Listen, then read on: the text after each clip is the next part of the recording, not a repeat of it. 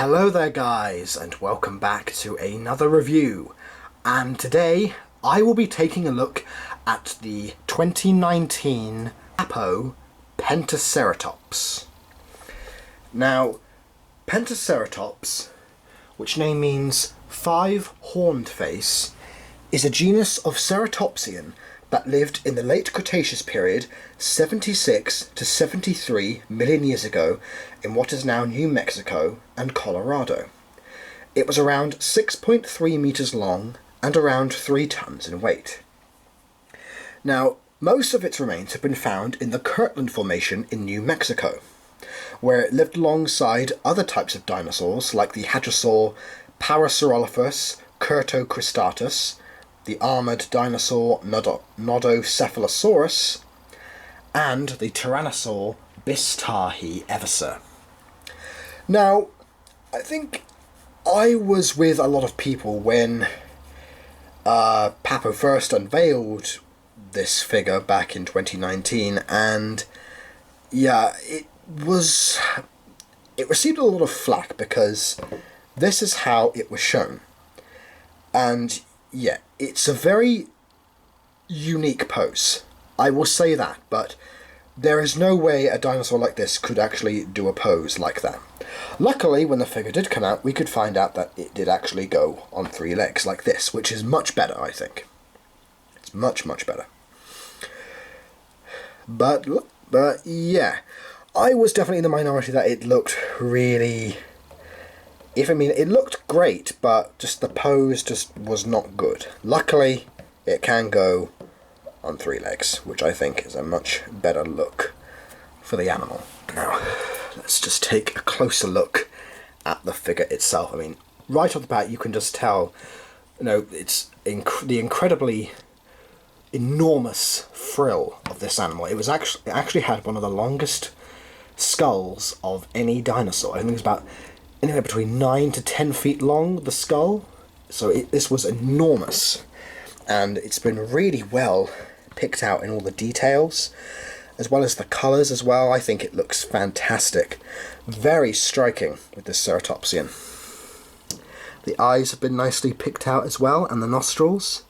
Now, the beak and the horns have got that Papo bone-like appearance, like they did with the Triceratops, as that one was based on Jurassic Park. And as you can see, the jugal horns on the side, they have been picked out as well, because that is basically how it came to be known as five-horn face, because of the jugal bones as well. Even though most ceratopsians actually do have these, but they seem to be a tiny bit longer in Pentaceratops, which it gives its name, five-horned face. The brow horns have been nicely picked out as well. There's some very nice details, a nice wash on them, from brown to black. The beak as well has been nicely done. Even the inside of the mouth, as you can see. The tongue, that's been very nicely done. There are even some ear holes that have been put in there. One there, and the other one on the other side of the frill. So it's nice that Papo are paying attention to scientific detail. The back of the frill, got some very striking colorations here, with like orange and a very dark green with the stripes. There is a set of spikes, or little scoops going down the back of the figure, over the shoulders, the hips, and stopping just near the end of the tail. The feet are the typical sort of like elephant-like feet. We have we got 3 large claws there and 1 small claw there. Topsians do actually have 5 toes, but they seem to have missed one out, and 3 of them would be clawed, like in this one, but the other 2 would have been vestigial. But one of them you can see here has been put upright. Maybe it's charging at something. There's the other foot. The claws have been nicely done.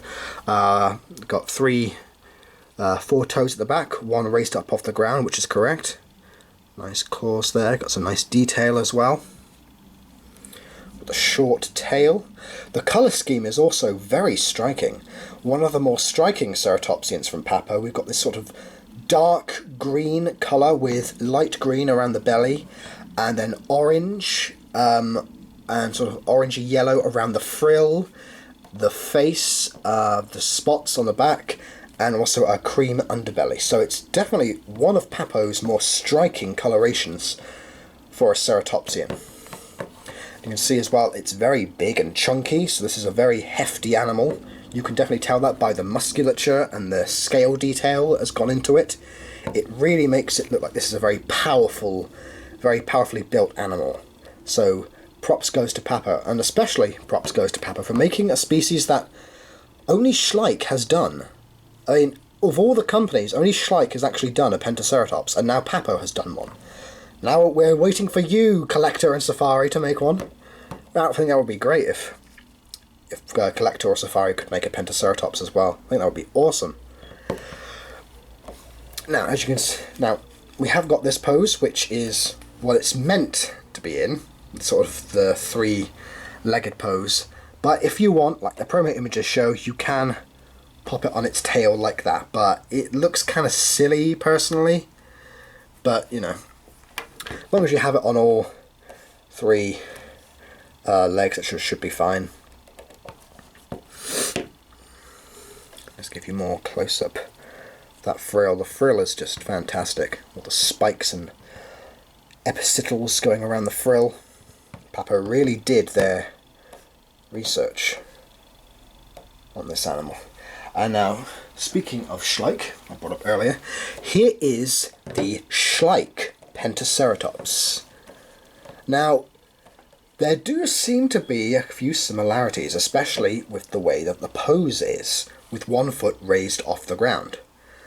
But I think these two actually look very nice together. Maybe it could be two males sparring with each other, maybe over a female, maybe it's the mating season, or maybe they just don't like each other and just want to just battle each other. But yeah, I think these two look really nice just posed like this. I think it looks really, really cool. I will also leave a link to the Shrike Pentaceratops review in the description box below if you haven't already checked that out. And I will also bring in, here are the other Papo ceratopsians. Now these are all of the ceratopsians that Papo have released as of 2020. We have the Triceratops, Styracosaurus, Juvenile Triceratops, Pachyrhinosaurus, and now Pentaceratops. I think all four of these are great figures to have in your collection, and also the baby makes a nice touch with the adult. So yeah, I think Papo ceratopsians are definitely a very unique bunch. They've got a lot of great sculpted detail, while they might not be the most accurate, especially with the Triceratops as it is based on Jurassic Park. They more than make up for it in detail and just all-round displayability. Is that a word? Displayability? Well, it's a word now. I've just made it up. But yeah, I think all of these look great together, and I believe I have reviewed the adult Triceratops, the juvenile Triceratops, and I think also the Papo one. So I will leave links in the description for those reviews. I don't think I've actually looked at the Styracosaurus yet. I can't remember. Doesn't matter, but yeah, I'll leave links to all of these in the description box below. Take those away. So yes, I think this is actually a rather wonderful addition to Papo's lineup. Especially, I mean, when the promo images came out, yeah, I did not like the look of it, but in hand, and also with it being in a tripod pose, I think it actually looks much better with 3 feet on the ground. Now, you can purchase this at Everything Dinosaur. I will leave a link in the description box below where you can purchase this along with all of the other Papo figures that they have made so far. So, I hope you guys have enjoyed this review. Please like, comment, subscribe, and I hope to see you all in the next video. So, please take care, please stay safe, and I will see you all in the next review. Bye guys.